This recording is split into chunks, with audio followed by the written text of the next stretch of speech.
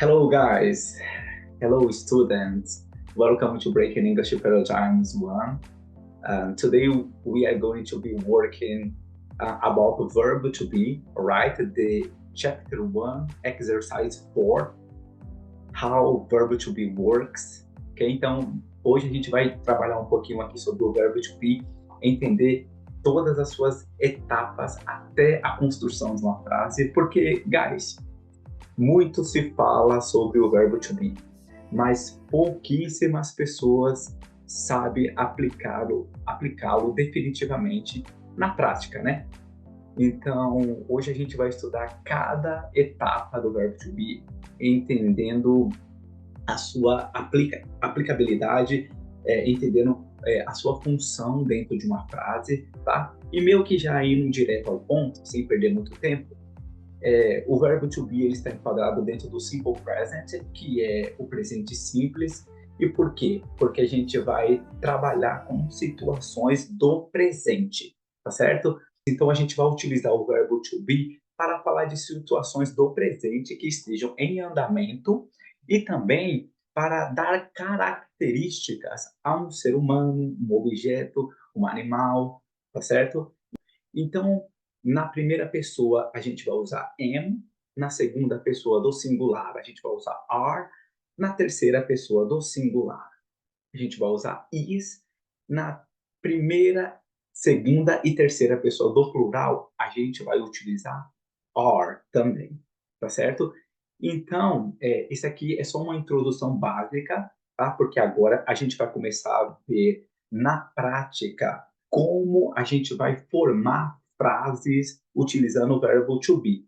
A gente vai começar com frases afirmativas, tá certo? E, consequentemente, entendendo o que a gente precisa para construir essa frase. Então, a gente vai precisar de um sujeito. E o que é um sujeito? É um pronome pessoal, que no caso aqui, nessa primeira coluna, é I, que significa eu, you, que significa você, he, she, it, que significa ele, ela e isto. Na verdade, tudo aquilo que não é considerado um ser humano, a gente vai usar it, tá certo? E nós temos a primeira, segunda e a terceira pessoa do plural, que é o we, que é nós, you, que é vocês. Nossa, teacher, mas o you aqui é o mesmo do you da segunda pessoa do singular. Sim, e o que vai diferenciar aqui vai ser o contexto mesmo. Na hora que você tiver uma conversa, se você estiver direcionando para uma pessoa apenas, ela vai entender que aquela mensagem é só para ela. Se tiver mais de uma pessoa, o contexto vai dizer que você está querendo dizer vocês no plural e não você no singular. Tá bom? Então, essa questão é o contexto que vai dizer mesmo. E por último, nós temos they. Aqui, esse they engloba tudo, né? Eles, elas, que não, que é um animal, que é um objeto, que é um ser humano, já engloba tudo, certo? E aí, eu queria já aproveitar para poder falar um pouquinho sobre essa pronúncia, tá? Que é a pronúncia que é a pronúncia do TH. Neste caso, deste pronome, a gente vai colocar a língua entre os dentes e soar. They, they, tá? Existem duas pronúncias do TH. A primeira é essa que é mais vozeada, né, que eu acabei de exemplificar para vocês, que é they, que caracteriza outras palavras também, que pode ser o that, there, tá bom? Que mais? Do. E nós temos uma outra pronúncia, que é uma pronúncia mais aberta, mais soprada, que é, é o som do thank you, é o som do think, thought, these. Então, são essas duas pronúncias, tá? Mas eu não vou entrar fundo agora nesse ponto, porque é um ponto para uma outra aula. Então, eu só estou adiantando para vocês, porque como a gente chegou nesse pronome, é importante eu já adiantar para você que existe duas pronúncias, tá certo? E aqui é o verbo auxiliar, que no caso é o to be. E aí, por que que eu falei para você que é importante a gente não considerar o verbo to be apenas como ser ou estar, que é muito leviano, justamente por conta dessa estrutura aqui. E para cada pronome, para cada sujeito, a gente vai utilizar um to be específico. Então, para I, que significa eu vou utilizar o to be am. Para you, vou utilizar o to be are. Para he, she, it, ele, ela e ele que não é um ser humano, eu vou utilizar o to be is. E para a primeira, segunda, terceira pessoa do plural, we, you, they, a gente vai utilizar are, tá certo? O que mais que a gente precisa para conseguir montar uma frase utilizando o verbo to be na forma afirmativa? A gente precisa de um verbo, tá? E ou de um adjetivo. Vamos lá por etapas. O que que é um verbo? O verbo é toda palavra que dá uma ideia de ação, que transmite a ideia de uma ação. Por exemplo, correr, dançar, beber, comer, dormir, jogar. Todas essas palavras que eu exemplifiquei transmite essa ideia de ação.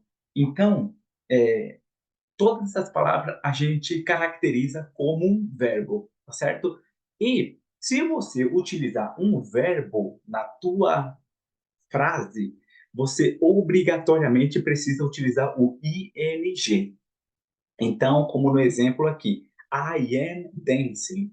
E por que que a gente precisa utilizar o ing neste caso? Porque é aquela ideia de uma ação que esteja em movimento. I am dancing, eu estou dançando. Então, esse ing ele representa o nosso gerúndio em português. Comendo, andando, dançando, indo. Então, esse indo, ando, ele representa o ing no inglês. Se você. Bom, antes de a gente ir para a próxima etapa, eu queria falar também que a gente precisa de um complemento. Não necessariamente precisa um complemento, porque, tipo assim, ó, isso vai depender muito do contexto da tua conversa, como está sendo desenrolada. Então, eu poderia dizer I am dancing e terminar aqui.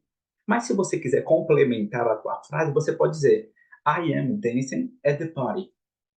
A sua frase está mais completa, tá certo? Agora, digamos que você não utilizasse aqui um verbo, e sim um adjetivo. O que, que é um adjetivo? Um adjetivo, ele vai dar qualidade, tá entendendo? Ele vai dar uma qualidade para o sujeito. Então, you are smart. Eu estou dizendo que o sujeito, que você é inteligente. Smart significa inteligente, esperto. E aí, se você utilizar um adjetivo na tua frase, você não vai precisar colocar o ing, tá bom? Você só vai colocar o ing, o gerúndio na sua frase se você estiver utilizando um verbo, tá? E aí, teacher, como que eu vou saber qual utilizar? Se é um verbo, se é um adjetivo? Tudo isso, o que vai fazer você tomar a decisão correta é o contexto. É o contexto que vai dizer se você vai precisar utilizar um adjetivo ou se você vai precisar utilizar um verbo, tá certo? E para a terceira pessoa do singular, a gente vai utilizar is. E aí segue a mesma ideia, tá? He, she, it is cooking the dinner. Como aqui é um verbo, então precisa ser colocado no ing, tá certo? E a gente vai seguir a mesma regra para a primeira, segunda e terceira pessoa do plural. We are sleeping at Lucas' house. Nós estamos dormindo na casa do Lucas. We are beautiful, or you are beautiful, neste caso aqui. vocês são bonitos, ok? Porque aí nós estamos usando a segunda pessoa do plural. They are ugly. O que significa ugly? Alguém sabe aí? Poderia dizer o que é ugly? O significado de ugly é feio, mas ugly é um verbo ou um adjetivo? E aí? É um adjetivo, né? Então aqui não precisa colocar o ing na tua frase, tá certo? Na tua palavra, não precisa colocar o ing. E aí a frase vai ficar da sua forma normal, tá bom? E perfeito. Mas, teacher, eu entendi como montar uma frase na afirmativa, eu entendi o que é um verbo, eu entendi o que é um adjetivo, o que é um complemento, o que é um sujeito, tá? O que é primeira pessoa, segunda pessoa, terceira pessoa, do plural, do singular, entendi tudo que você falou. Mas e se eu quiser colocar minha frase na negativa? Como que vai ficar? Para colocar sua frase na negativa, guys, é simples. Você simplesmente vai acrescentar o not após o seu verbo auxiliar. E qual que é o nosso verbo auxiliar aqui que a gente está aprendendo, que a gente está estudando? O nosso verbo auxiliar é o to be, é o verbo to be. O verbo auxiliar é o am, are, is, are. E aí, após o nosso verbo auxiliar, a gente vai colocar o not. Então, nesse primeiro exemplo aqui, I am not dancing at the party. Eu não estou dançando na festa. You are not smart. Você não é inteligente, esperto. She, it is not cooking the dinner. Ele, ela, isto não está cozinhando o jantar, não está fazendo o jantar. Então, aqui, we are not sleeping at Lucas' house. Nós não estamos dormindo na casa do Lucas. You are not beautiful. Vocês não são bonitos. They are not ugly. Eles não são feios. Perfeito? E aí, alguma dúvida até aqui? Estão entendendo? Certo. Então, nós já aprendemos como colocar uma frase na afirmativa, como montar uma frase na negativa, e agora a gente vai aprender como colocar a frase na interrogativa, como fazer uma pergunta, tá certo?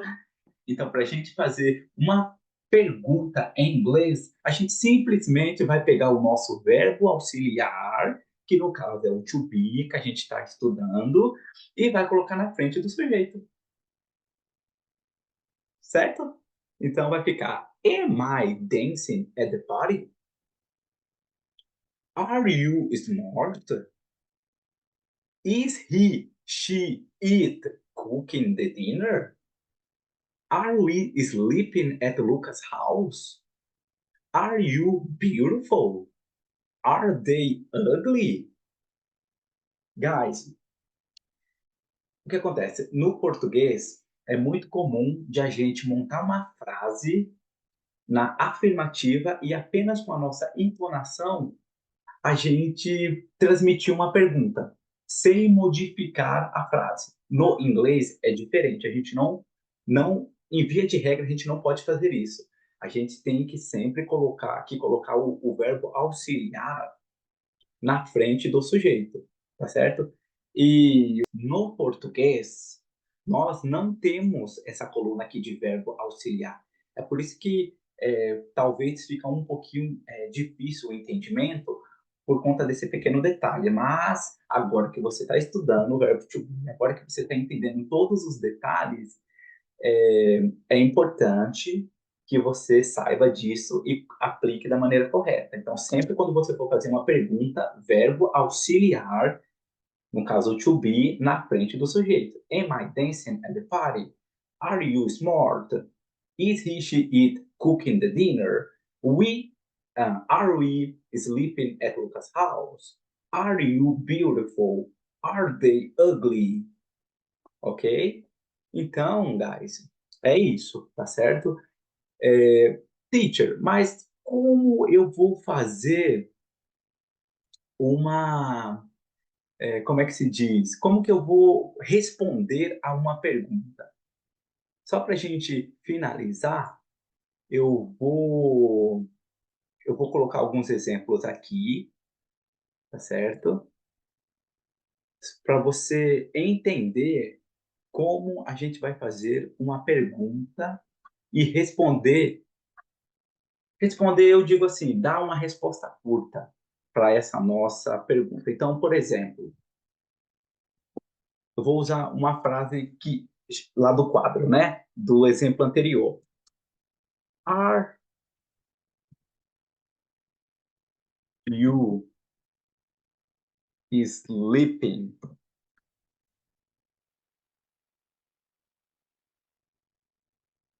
Então vamos pegar esse exemplo. Are you sleeping at Lucas' house? Como que eu daria uma resposta curta para essa pergunta? Qual seria a maneira correta? Se você quiser dizer que não, eu não estou dormindo at Lucas' house, ou eu não estou dormindo na casa do Lucas, você simplesmente vai colocar o no, I am not.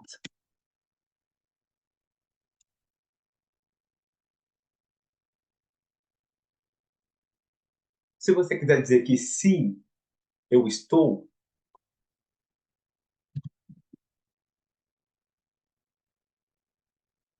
yes, I am.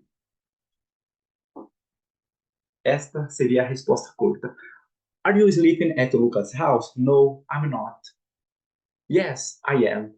Você poderia responder yes,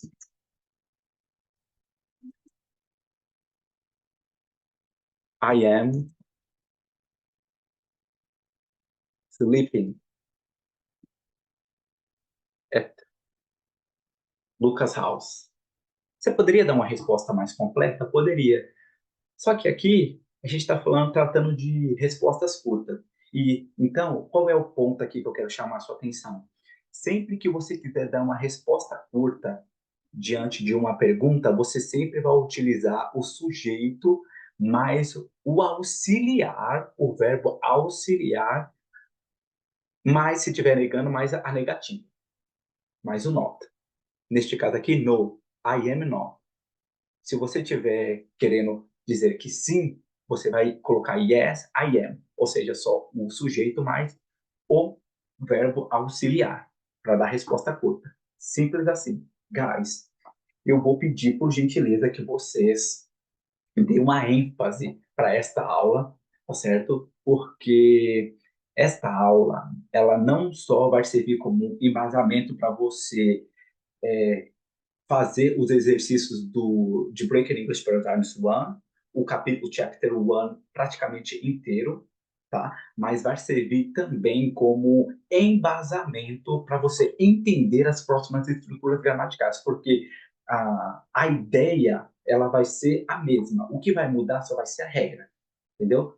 Então, entenda, se for necessário você assistir essa aula mais de 2, 3 vezes, faça isso, mas não deixe de entender o verbo to be. Se você tiver dúvida, pergunte, mas entenda na íntegra como que funciona cada etapa do verbo to be, porque depois que você entender isso e dominar, você não só vai ter mais independência para construir as tuas próprias frases, tá? Usando o verbo to be, mas também isso vai te dar embasamento para entender as próximas estruturas gramaticais, tá? Do e does, o verbo to be no passado, o present perfect, o, é, o, é, o presente contínuo e entre outros, tá? Então, é isso. Eu vejo vocês na próxima aula. Estudem e I'll see you soon. Have a good day.